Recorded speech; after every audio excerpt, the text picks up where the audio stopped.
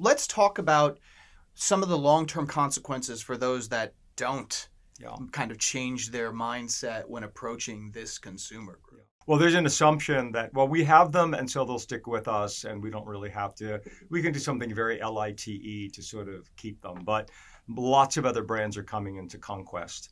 One of my favorite examples is in the eyewear space. Warby Parker came in to disrupt the traditional conventional eyewear business.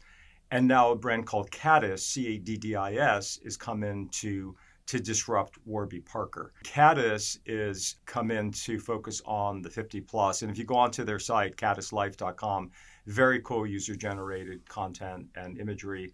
And I think that there's this old-fashioned thinking that, well, we have them and they'll stay with us. But they will be conquested by others who will come in and who are recognizing this whole trend and this whole phenomenon. Yeah, and you actually just touched on something that the phone, there are no tech barriers for this group. I keep pulling from my personal experience, but I just remember getting my parents a new laptop and they were just kind of like, I don't want to. Then I showed them that it was touchscreen.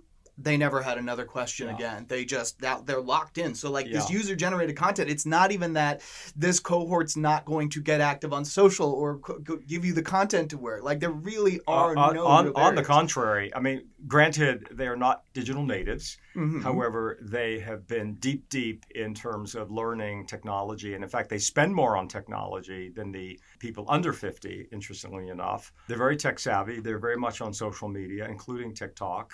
So oftentimes they get pigeonholed, well, they're only on Facebook. Well, they're on TikTok and they're on Instagram and they're all over the place. And they're very engaged in e-commerce and they're very engaged. So they are not tech phobic. And there's oftentimes this perception that people over 50 are tech phobic. It's just the opposite. And there are a lot of studies and proof points to show that.